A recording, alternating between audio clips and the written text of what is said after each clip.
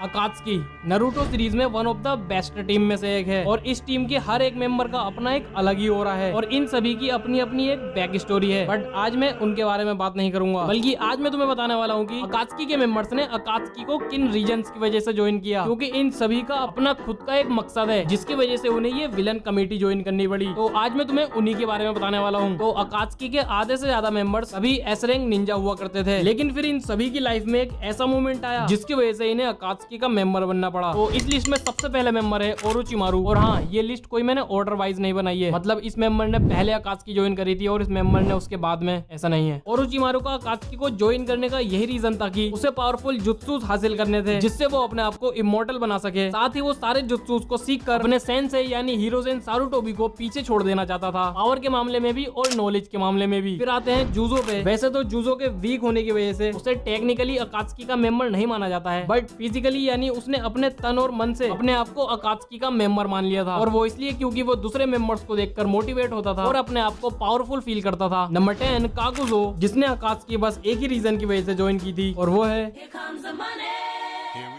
काकुजो को हमेशा से ही पैसों से प्यार था और वो अकात्सुकी में इसीलिए ज्वाइन हुआ था क्योंकि उनके कुछ मिशंस के दौरान उसे कुछ ऐसे बंदे मिल जाते थे जिनके ऊपर मिलियंस में बाउंटीज होती थी। नंबर 9 हिडान, जो अपने रिलीजन का बहुत ज्यादा पक्का था। हिडान यास्किन नाम के, जिसे वो अपना गॉड मानता था, उसे खुश रखने के लिए वो उसके नाम पर लोगों की बलियां देता था क्योंकि अकात्सुकी ने उसे और ज्यादा लोग देने का वादा किया था जिनकी वो बलि देकर यास्किन को खुश कर सकता है और इसी रीजन की वजह से उसने अकात्सुकी ज्वाइन की। नंबर 7 सासुरी। सासुरी का अकात्सुकी को ज्वाइन करने का मकसद यही था कि उसे भी इमोर्टलिटी हासिल करनी थी और अपने आर्ट को वो दूर दूर तक फैलाना चाहता था। सासुरी इन जैसे पपेट्स और बनाना चाहता था, इसलिए उसका मानना था कि इस चीज में अकात्सुकी उसकी मदद करेगा। अकात्सुकी के पास वो सब है जो उसे चाहिए। फिर आते हैं नंबर 7 डेदारा। डेदारा ने अकात्सुकी बस इसीलिए ज्वाइन की थी क्योंकि उसे एक वर्दी अपोनेंट चाहिए था जो उसकी कला को अप्रिशिएट कर सके और वो समाज में अपनी एक अलग ही पहचान बनाना चाहता था। एंड उसका मानना था कि वो टेल्ड बीस्ट को पकड़कर एक ऐसा मास्टरपीस बना सकता है जिससे लोग उसे हमेशा याद रखें। नंबर 6 ओबी एके ओबिटो। ओबिटो अकात्सुकी में इसीलिए आया था ताकि वो आई ऑफ द मून क्रिएट कर सके जिससे वो पूरी दुनिया पर एक इल्यूजन फैलाकर सभी संघर्षों को समाप्त कर दे। Number 5 black and white Zetsu. Black Zetsu Kaguya Otsutsuki द्वारा बनाया गया एक जीव है जो उसे ही दोबारा पुनर्जीवित करना चाहता था और इसीलिए अपने मकसद को पूरा करने के लिए वो अकात्सुकी का मेंबर बना। और रही बात व्हाइट जेत्सु की, तो उसे अपनी पहचान ढूंढनी थी, उसे अपने बारे में जानना था, बस इसीलिए उसने अकात्सुकी ज्वाइन की थी। नंबर 4 किसामे। किसामे का अकात्सुकी को ज्वाइन करने का मोटिव यही था कि वो उसकी वजह से एक ऐसा प्लेस ढूंढ सके जहाँ पर वो रह सके एंड अपने आप को अपग्रेड करके और ज्यादा पावर को हासिल कर सके। वो हमेशा से ही ऑर्गेनाइजेशन की पावर और उनके आदर्श मेनली टेल बीस्ट को कैप्चर करने वाले मिशन से काफी ज्यादा मोटिवेट होता है जिससे उसके अंदर और ज्यादा पावरफुल बनने की इच्छा जागती है। नंबर 3 इताची उचिहा। तो जो लोग हिंदी में नारुतो फॉलो कर रहे हैं उनके लिए ये स्पॉइलर हो सकता है, तो देख लेना अपने हिसाब से। इताची का अकात्सुकी ज्वाइन करने का रीजन यही था कि वो उनसे उनकी खुफिया जानकारी को इकट्ठा कर सके, अपने छोटे भाई की डांजो से रक्षा कर सके, अपने कोनो विलेज को उनके अटैक से बचा सके एंड टोबी की रियल आइडेंटिटी को जान सके। नंबर 2 कोनेन, जिसने अपने चाइल्डहुड फ्रेंड नगाटो की वजह से अकात्सुकी ज्वाइन की थी क्योंकि वो नहीं चाहती थी कि उसे कुछ हो। और नंबर 1 नागाटो